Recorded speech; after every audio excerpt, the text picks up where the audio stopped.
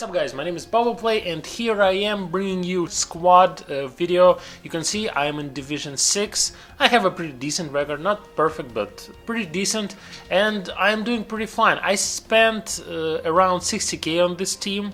I counted, so it should be right, and I'm feeling pretty comfortable with it. I didn't have any problems. Well, in the NHL, in HUT, it doesn't really matter that much how good of a players you have. You need to have a decent players. You don't really need, Crosbys and Malkins and Ovechkins. You can play with decent players. It's not like it's Madden, where you have much less control over your team and you need good players to perform.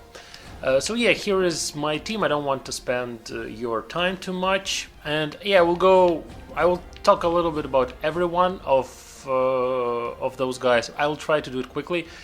Boyle, he is the most underrated player in the game. Credit goes to LambChops99. If you don't know who that is, he is the awesome NHL YouTuber. You should check him out. And he talks a lot about Boyle, and I tried him, and turns out he is absolutely right. Boyle, he's 84 overall. He goes. You can buy him for like $1,000 on a good day, and he is still my first line center because he is amazing. Look at that. He is really big, and in this game, size matters a lot. It matters more than ever, and you shouldn't really look at the attributes. Well, you should look at them, but not as much. And size really means a lot. Big body in this game really works perfectly. I don't know if this is the new physics or what, but it's more important than ever. So I never really looked at the size of the players, but in this game, when I'm buying somebody, I really look at it. And Boyle, he is one of the biggest players, and he's 84 overall. I put captain card in him right away, so he became 86, but I don't know, he plays like 90 overall player. He is the perfect center, and I think he will be on my team for throughout the whole year. Maybe I will buy like amazing center someday and he will become second line center or third, but he will stay because he is really good player, and he is faster than 86. I guarantee you that. Also, as you can see on my wings, I like speed, especially on my first line, because I like, to go on fast attacks, right away in the beginning of the game or the period.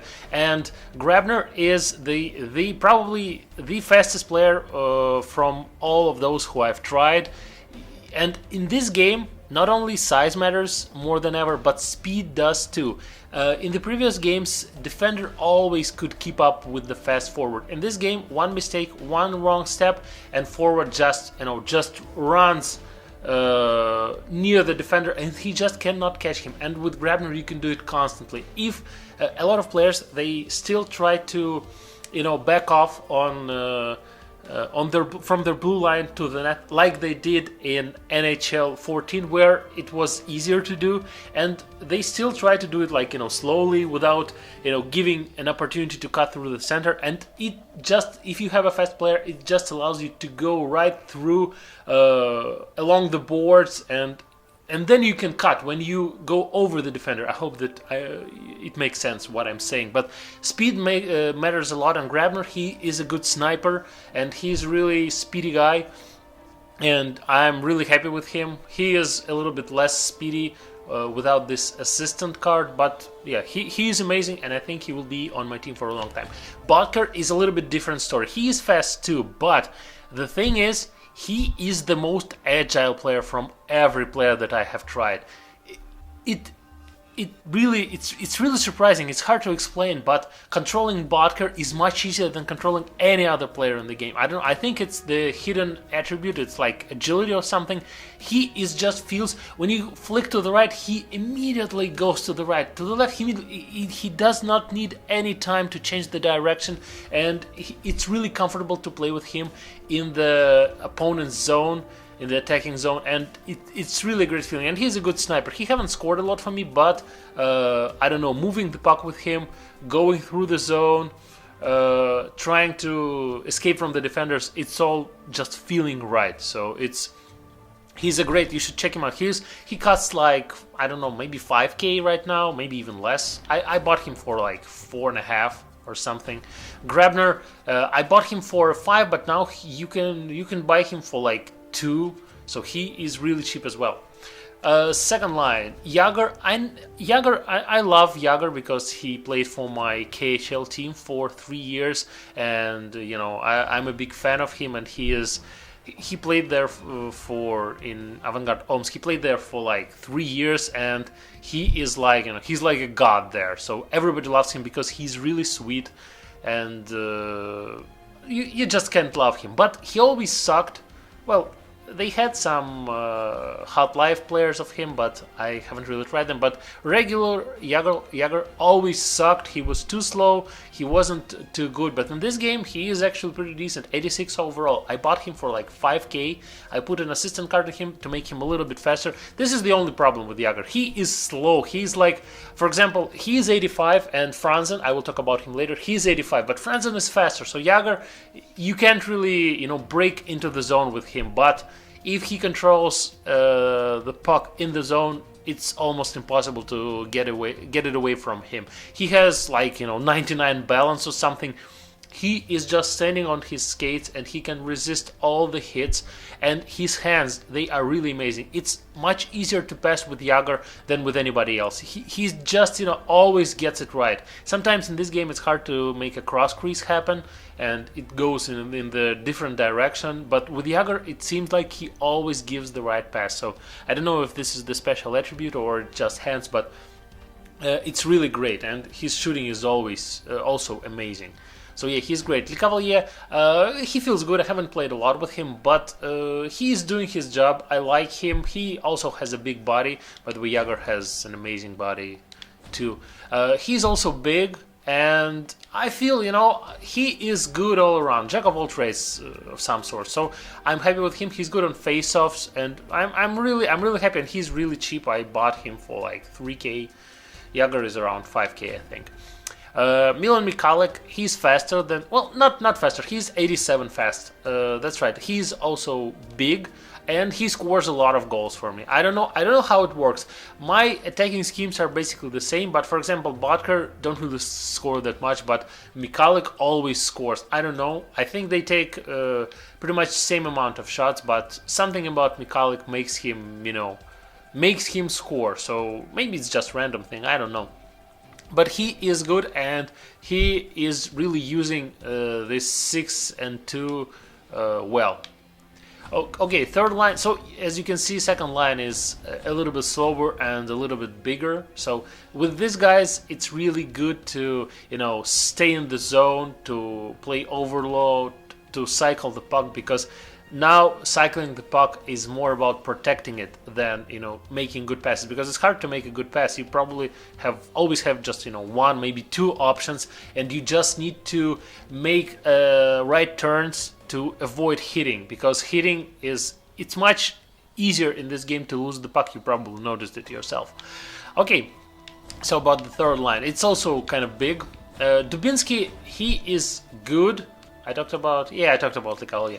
Dubinsky, he's like, poor man's version of Ryan Kessler or something. He is fast. I don't feel that he's 86. He feels a little bit faster. He scores a lot of goals. He is good on face-offs. He's just the perfect third line center, in my opinion, on this stage. Maybe later in the game I would love somebody better, but he is totally fine there, and he really dropped the price. I think you can, on the good day, you can buy him for like 2.5k or maybe even 2k, so he's not really going for much. He's not like a super popular player. Franzen, I don't know, I pulled him in pack, and he is scoring a lot of goals. I would never play with Franzen in any other NHL game before that, but here where size really matters, he really plays good. He always, just stays on the... He always stays, in the slot, and it's hard to move him. And it seems like he always can get to the puck, and he's shooting wonderfully. He's scoring a lot of goals for me. Chris Kreider, to be honest, I haven't really played with him a lot. He's the newest acquisition, and credit for him also goes to LambChops99. He is a big fan of Kreider, and I just hope that he will play like 6 and 3 and 87 speed. Combination of speed and big body is really the most important thing in this game. This is just amazing. I really like him. Fourth line, I use Cogliano and Vermette on penalty kill. So Vermette, I just really like Vermette. I play with him like every year since maybe NHL 12. I have him on my team throughout the whole year. I don't know why. Maybe because he is this perfect fourth liner for me. He's fast. He is agile. He gets a ton of breakaways. Just like, every time. He just, runs away from the defenders. I don't know why. And he's not the perfect shooter, but he scores a lot of goals on breakaways, on a fast attacks. I don't know. Maybe it's just about his speed. And he's good on faceoffs, and he's good on defense. I just play him on the fourth line every year, and I play him on the penalty kill, and he works perfectly.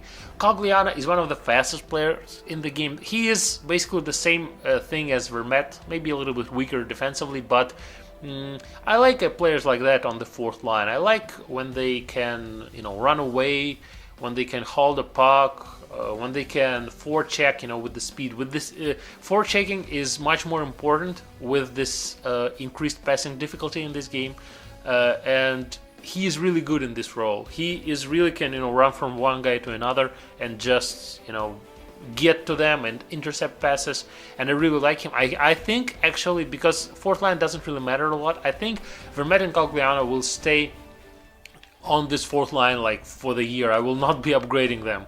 I just like them. It's not like I will put Dubinsky here. No, I like Vermette as the fourth liner more than I like Dubinsky. Hornquist, he was playing on the second line before I got Jagr, and now I wouldn't say that he's the perfect fit for the fourth line. You can have like another fast right winger there, so it's not really that big of a deal. And I think he goes for like 150. I mean 1,500. Vermette about the same, I think, and Cogliano you can buy him on for 1,000 bucks on a good day. So yeah, here is my forwards, and yeah, this is a pretty cheap build, but this is really effective, and you don't really need much more than that to be successful in this game. Let's look at the defense, and what do we have here? Yeah, let's talk about goalies first. So Hiller, I will show you my goalies then.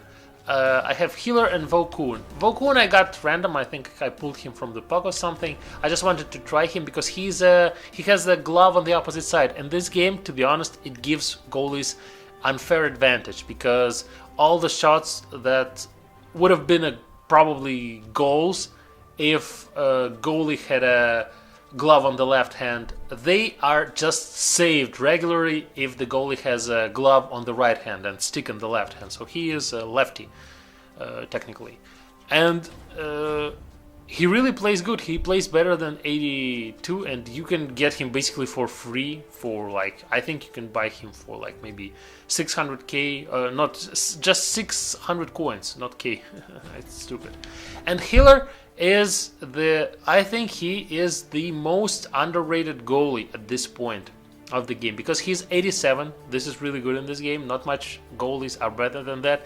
He is righty as well, so it gives him advantage. I realized that I want to buy him when I played a game with the guy who had Hiller, and he was just saving everything, just everything. I won this game in overtime. It was something random, but I was just impressed what this Hiller is doing. And then I went to the market, and I saw that he was going for 4K, 87 goalie. Most 87 goalies are more expensive than that, and he is better than some 88 goalies because he is a righty. He is an amazing goalie, and this righty thing that his glove is on the opposite side, it gives him real advantage. So I really advise you guys to check him out. I think he is amazing, and he worth every coin you will spend and even more. Okay, now let's talk about defense. Carlson, I pulled him from the pack. I think he is playing good. He's not really that expensive. He's 8k, so he is probably the most expensive player on this team, and you can probably replace him with some other guy.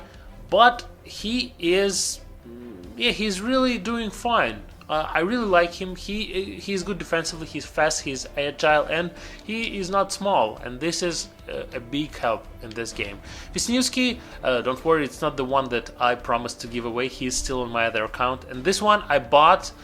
I think he's a right defender, and this card that I bought, he was transferred, and this is really great because it gives you a chance, more chances for a one-timer from a blue line with reversed handedness. He's a righty playing on the left side, and he is always ready for a one-timer from a blue line, and this is good. He is small, but I don't really feel that it really hurts him. He's good all around. He's good defensively, and he is good for in this game. This is really a new thing. You need fast defensemen because computer AI, he plays much more careful with the forwards, and usually defender have a chance to get a breakaway because AI reacts a little bit slower on a defender that is really going into the offensive zone, and I get a ton of breakaways with a guy like Wisniewski and Carlson, especially Wisniewski because he is a little bit more agile, I think. So yeah, I really like it.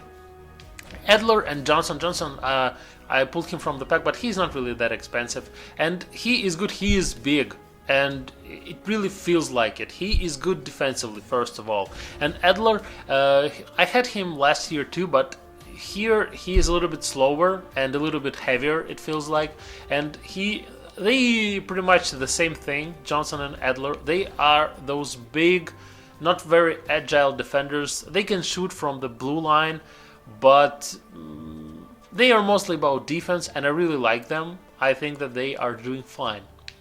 Third defensive line, it's not really that important because they are not really playing that much. Because, well, for some reason, the first two lines, well, it's pretty obvious. It has been like that for many years now.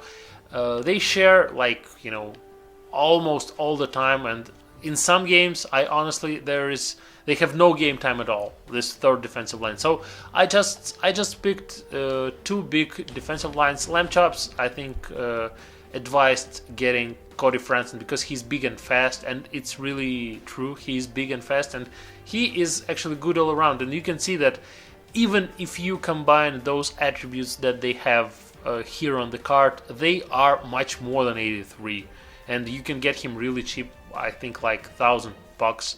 And Emelin also goes for around $1,000, and he is a big body, a great checker, and I really like him. Just penalties can be an issue sometime because I don't know, he has high aggressiveness or something, but I like him. I don't know, I knew him from his KHL time.